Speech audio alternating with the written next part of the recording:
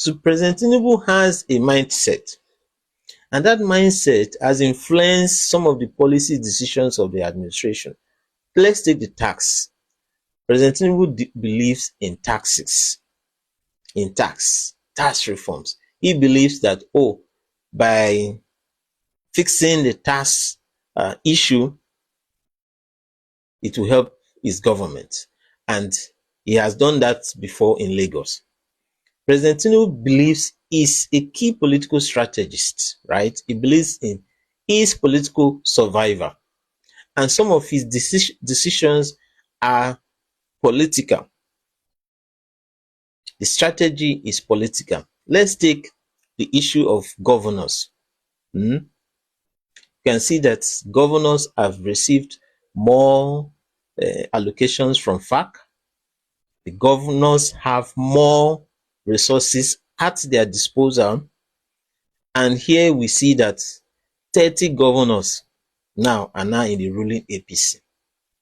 When the issue of 2023 elections went to the Supreme Court, there were many governors in opposition who could have lost their cases in the Supreme Court to an APC candidate.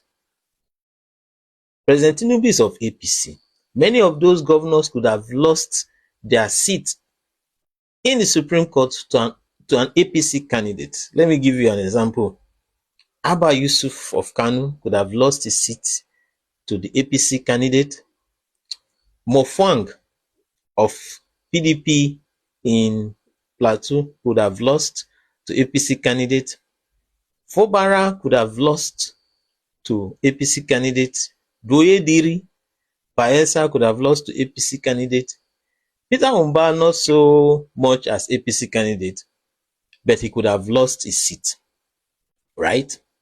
But none of these governors lost their seats, even though losing the seat would have profited APC, because it was the APC candidates that would have lost, that would have gained their loss. But none of these governors lost at the Supreme Court.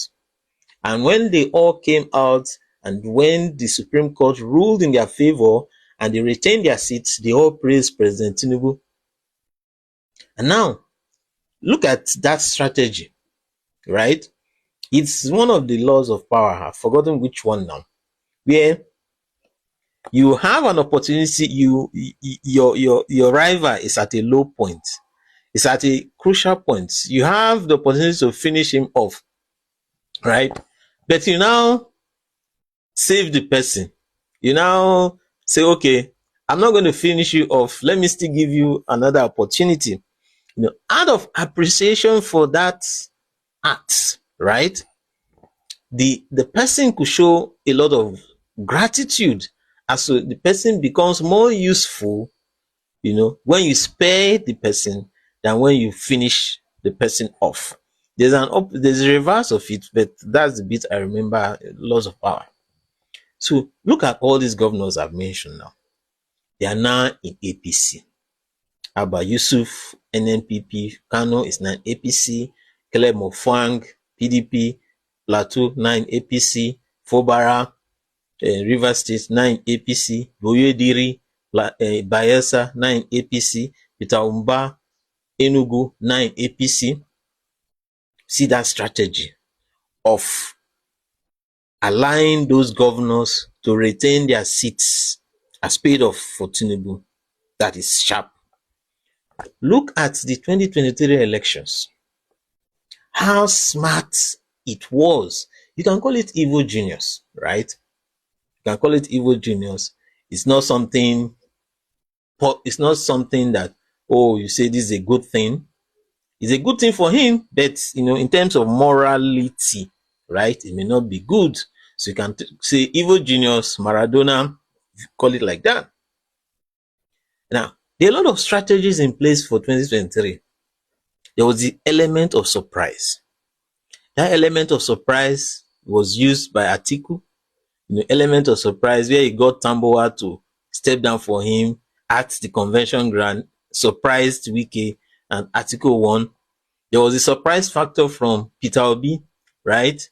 Politicians, the core politicians were not really expecting that Peter Obi surge and Peter Obi wave and the performance of Obi in the general election. There was that surprise. But the biggest shocker was orchestrated by President Tinubu. The biggest shocker. You know why?